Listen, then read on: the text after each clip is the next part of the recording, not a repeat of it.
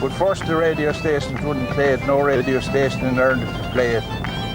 Lo and behold, this record arrived, and it was Aon Fuckalella, and I just decided on a Saturday morning to play it. When I was in the bed and my wife Nancy was down in the kitchen and I could hear Aon Fuckalella all over the whole house. So the next thing, Nancy comes down to the bedroom all excited. I thought I was right. Says I to her, what ailed you? She says, Tony Keoghan, South East Radio is playing Aon Fuckalella. So I rang up Tony, says I to him, you're an awful man to be playing Aon Fuckalella. And we not know no fucker at all. Yahoo! South East Radio on this Tuesday evening. It's just gone 6:20, and that's the sound of Richie Kavanagh and Aon Fuckalella. 10 years ago, it was #1 for 7 weeks in the Irish charts. So Richie, how does that feel after 10 years? Yeah, the last 10 years have been great. It was great that you played it that morning. I was very excited when you played it. And we're still fuckling around the country having a great time. And that's the truth.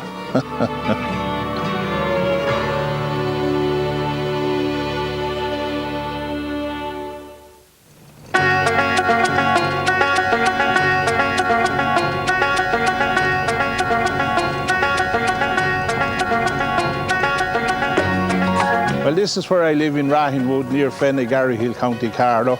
I live here with my wife Nancy. I have her 35 years. She's not burning us up a while or nothing.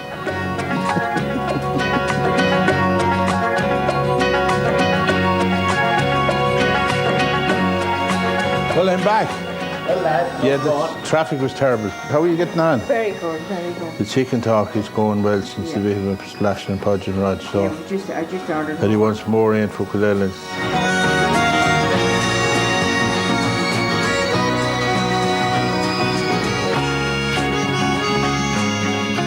Well, out here now is the house where I was born in, and looking at it now brings back great memories. Because Saturday night was a great night when I was small. You'd be polishing your shoes Saturday night for Mass Sunday morning. Saturday night when I was small, Saturday night was the best night of all.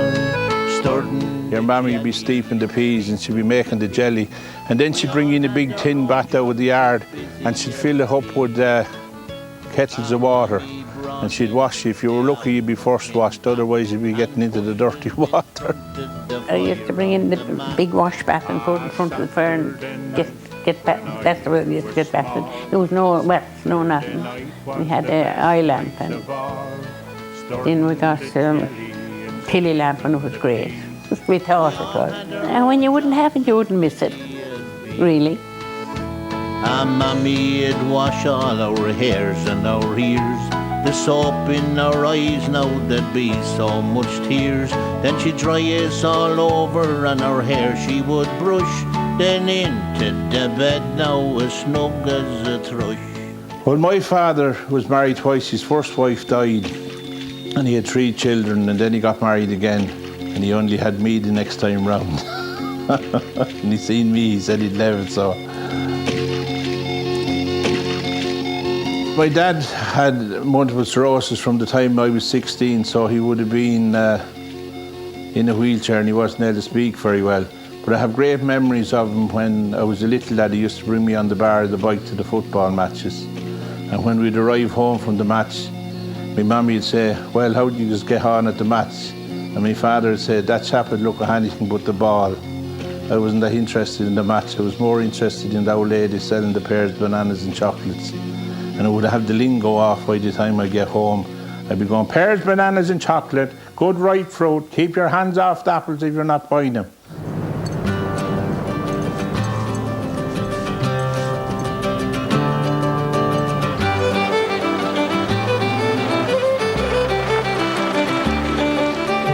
This is my home village, and it's famous for the steam rally every year. Is here in August and September. It's been here for the last 35 years.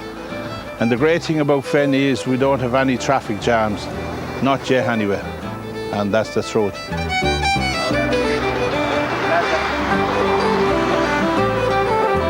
We're here in Fenny with the county councilmen, and I like poking fun at the county councilmen because they give me great inspiration for me songs up the road and down the road and keep the shovel tipping. Up the road and down the road, over the road and back the road, and never touches no part of the road at all. The great thing about a councilman, he comes in time, takes his time and goes home in time. Is that right, lads? I think I'll have to give you a clue. With a job like this, you'd have little to do. Just move around now and again. Be japers, I think it's the councilmen. Well done, Johnny. You're a good one. They go Up the road and down the road, over the road and back the road, never touches no part of the road at all. We had a school teacher in school that was always encouraging us to write little plays and sketches. And she always said, when you're writing a little sketch, always have a good end before you start. And that way you had a start, a middle and an end. And for some reason I had a knack of writing funny stuff. And when I left school then, it was always the fella that would write the plays and sketches for the parish concert. And from that I went on to do it in Tops of the Town. And then I started doing it that time there was a lot of charity concerts, and I was the man that was available because I used to do it as a hobby and used to love to have a chance to do it. So I got well known all around Leinster for doing these charity shows.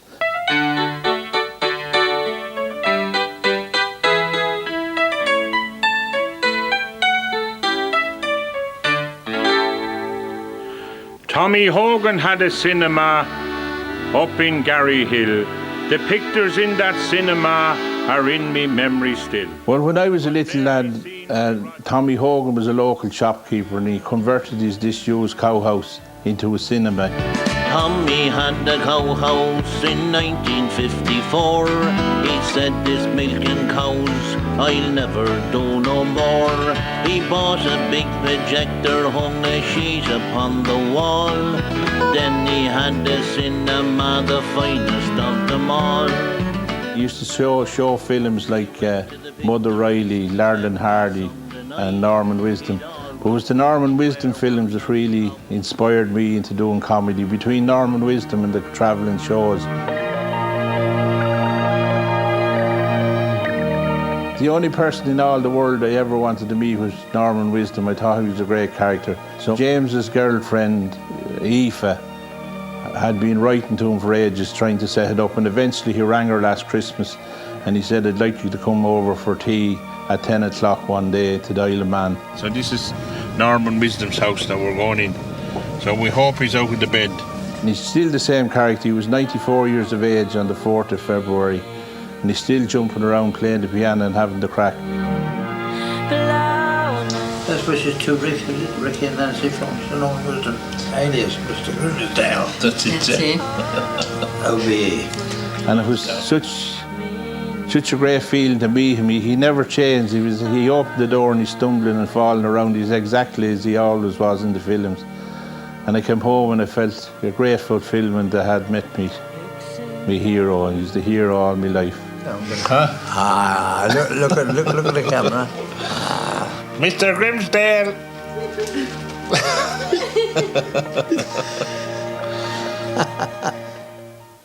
Us poor old Irish farmers, our future now in doubt. That's why we drive our tractors through the streets and all about. Farmers here in Ireland are so very poor. To survive upon a farm, you'd want to be a cure.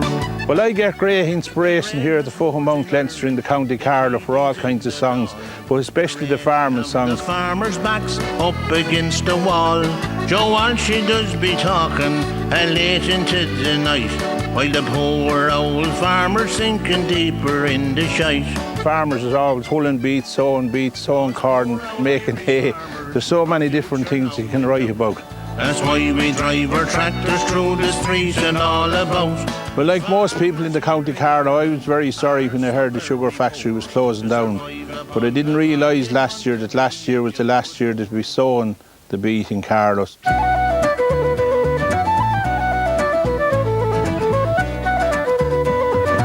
Well, when I was a young lad, the beet was very much part of the local countryside because you could go out and tin beet for 1 and 6, 100 yards. You got a half a crown a drill, 8 drills was £1, so it was a way of a chap making a few pound to buy you trousers that you'd have new trousers going to Bagnallstown School.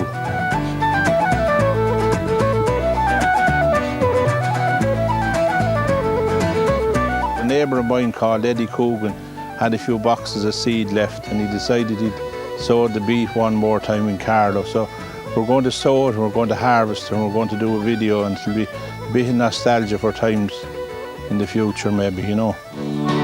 When two lads from County Carlow, Dan O'Neill and Trainer Foley, knew a winner when they saw one, and now we have Danoli. Well, I feel a bit sad here today because I'm in the stable, the home stable of Danoli. And the last time I was here, I was singing a little song, and I'm very lucky to have the song, a little song called Danoli, that I wrote while he still was alive. But it's a sad occasion to be here, because this is where he was 10 years ago when we sang the song, and it was great being here that day. But he'll always be remembered as the great, great horse Danoli. Hero, sweet Danoli. Our hero, sweet Danoli.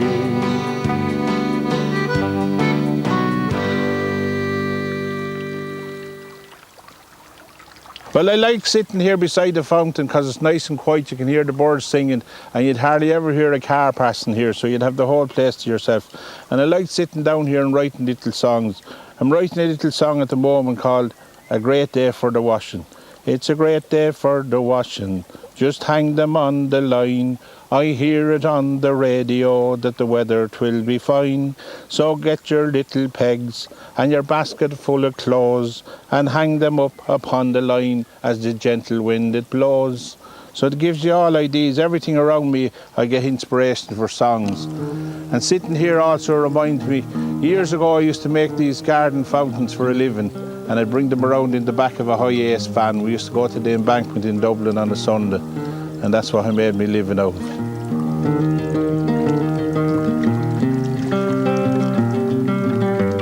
Again, that got me into an area where I was meeting people. I always seemed to be working in a job that I was meeting people. And there's great characters in Dublin as well, and you'd be meeting them at the markets, and I used to love doing that. Then I used to collect money. When my hands got sore and I couldn't work anymore, I got a job with rehab, calling to 1,700 houses in a month. And we used to call around to them, and them were all sorts of characters as well.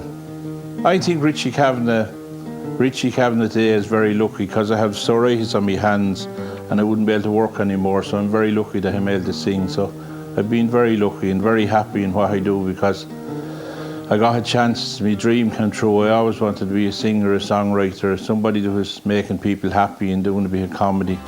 First time I heard a naughty word was when I was a child. I heard it from the chickens. Me granny, she went wild. Me granny says, no, Johnny. When I used to go to my granny's house, she'd send you out to the hen house for the eggs. You put your hand in underneath the hen would lip off the nest and she'd go, fuck, fuck, fuck, fuck, fuck, fuck, fuck, fuck, fuck, fuck off. Now this is chicken talk, fuck, fuck, fuck, fuck, fuck, fuck, fuck off. So I ran out the yard and said to my granddad, says, "Aye, the chicken is cursing." He says, "Wouldn't you curse too if someone took your egg?" How are you going on, lads? Who are you? I didn't meet you before. Larry Connors from Bunslody. Ned Connors. What side were you looking for? A few CDs? Yeah, just for the young fella, Loki. He always gets one or two out. Oh yeah, what were you looking for? Did you ever one year think yourself? We'll give you the chicken. Come on, I'll get you the chicken. Have we got the chicken, lads? I'll give you this free of charge because you're going to. But what you have to do when you go to Fahama, you can play this every night in the pub. Fuck, fuck, fuck, fuck, fuck, fuck off. When the chickens there don't laugh, fuck, fuck, fuck, fuck, fuck, fuck, fuck off. Well, I hope you have a good time in Fahama. And say a few prayers for me, won't you? Wexford win the Leinster final. Fair play to you. I tell the chap who was asking for him. What's his name? Loki. Loki. Is that the chap who gave the hat to? That's him. Oh, well done, yeah. Mind yourself, anyway. See you again. Right, mind yourself. Anytime we always call in, he always is good to the chaps. And that's the truth. When you write your own little songs, you see, you have great affection for them. They're nearly like part of the family. You wouldn't like them going astray. So when I got a chance back to get back my own original master tapes, I started my own record company. And every year since, I write a little album and record an album. So now I have 10 albums. And then we started doing our own video because the video man mightn't be always available on the day we'd be available. So we decided maybe if we got a couple of cameras ourselves, James does the camera work, Richard does the graphics and he does the cartoons for the covers. Nancy gets the money and takes in the money and sells and buys. Olivia does the book work. Patrick and John helps me out with the gear, and then the grandchildren loads up the Jeep when we're going to the distributors. So it's a kind of a family-run affair. We all help out. Here, Owen. Get me another one, Owen. Come on. How are we fixed now? We're nearly there. Oh, actually, we get on well, the two of us together. We're kind of good old buddies, and we gel well together doing films. And actually, it's gas. He often says, he edits down a bit of the stuff here, and he often says that I can see the pictures exactly the way he's thinking as well. See you later on. See you, Shauna. Put on your seatbelts now, lads, all right? Come on, Owen. We'll see you later. Yes, Johnny, all right, mind yourself. Very proud of him, yeah. He's good old crack now, you know. You couldn't ask for a better dad, you know. It's great old crack. The cartoons always look very well on the shelf, opposed to most of your pop acts would have very serious covers, whereas the Richie's cover as a CD single, it's very fun, catches the younger people that will buy the single. Richie is a fun character, and it comes across well on screen, and kids love the videos. Mickey had a coconut. This coconut, you know, was off a grass. He was the biggest coconut, the finest coconut, the wildest coconut in Ireland. The biggest coconut, the finest coconut, the wildest coconut in Ireland. The biggest coconut, the finest coconut, the wildest coconut in Ireland. Well, I met Nancy at Marquee in Garryhill in 1970. And I proposed to her 6 weeks later. And we're married 35 years this year. He's very friendly, he's hard-working, and he earns a few bob. Our anniversary is today. I loves her still in the same old way. She is me darling. He's my best friend as well as my husband. And we were married 25 years that time when he did that. But I wrote that song and we were 25 years married. I knew I'd never seen her there before. I often say to Nancy, I'll go off up the mountain and I'll write a song, but it doesn't work that way. It's something triggers off in your head and you're off and you'll write a song that day or you'll write a chorus that day. I don't know why these things come into my head. They just come into my head. I recognised it the minute I saw it, the first little car that I ever bought. Well, I'm here at Lynn's Garages and I love coming here because there's all kinds of old buses and cars and tractors and everything. And it reminds me, my first little car was an Anglo 100E. And the Anglo 100E only had 3 gears and I bought it for £60, insured it for £20, and you could fill it up with petrol for 10 shillings. When Nancy and me, we went spinning around, her father would show his concern with a frown. If you could go anywhere you liked to sports and festivals all over the county, you wouldn't go outside of the county that time because you'd be afraid the car broke down and it wouldn't get you back home. The nostalgia in the old stuff.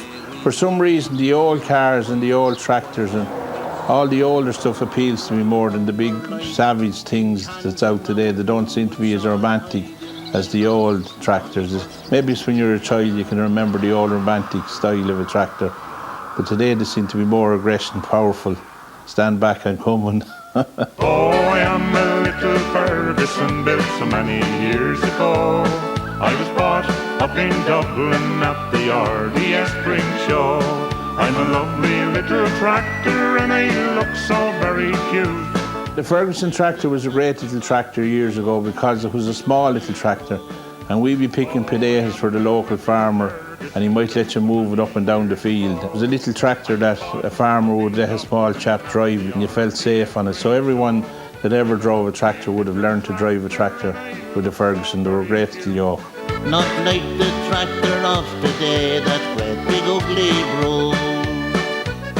Yeah, well, there's many things in the County Carlow that's interesting. Like the Carlow fence is unique to the County Carlow, and it's seen nowhere only on the Carlow landscape. Like it's a granite fence, and it's very sturdy. The lovely Carlow fence, a fence that I adore. There never was a structure before, now or since, as unique and sturdy as the Carlow fence. Well, I like writing about historical local events, and this house here is a very famous house because this is the house of Captain Miles Keogh, where Captain Miles Keogh was born in 1840, and he was to die 36 years later at the Battle of the Little Big Horn in Montana. Miles Keogh rode a horse with feathered white feet. He was a brave man, he was hard to defeat. His men rallied round him, they all knew the drill. His horse Comanche survived the battle, and that's the truth. The only thing living, the only thing found, was Keogh's horse Comanche, alive on the ground. They all stepped together to the great Garryowen. Now their memory forever is engraved there in stone.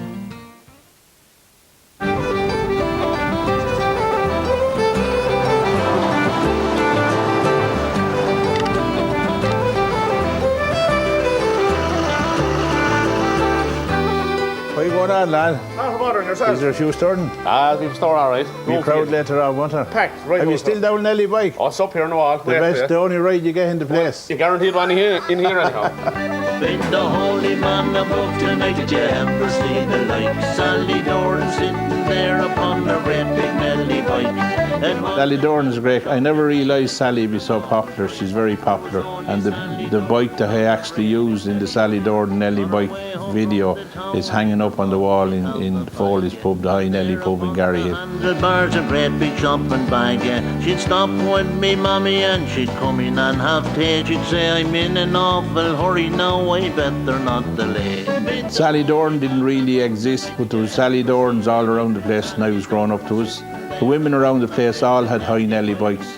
They would all go to the local shop and they would all have the local scandal, who was getting married or who was dead or who was pregnant or whatever. I remember Sally on the road a day and night. Ladies and gentlemen, Mr. Richie Kavanagh!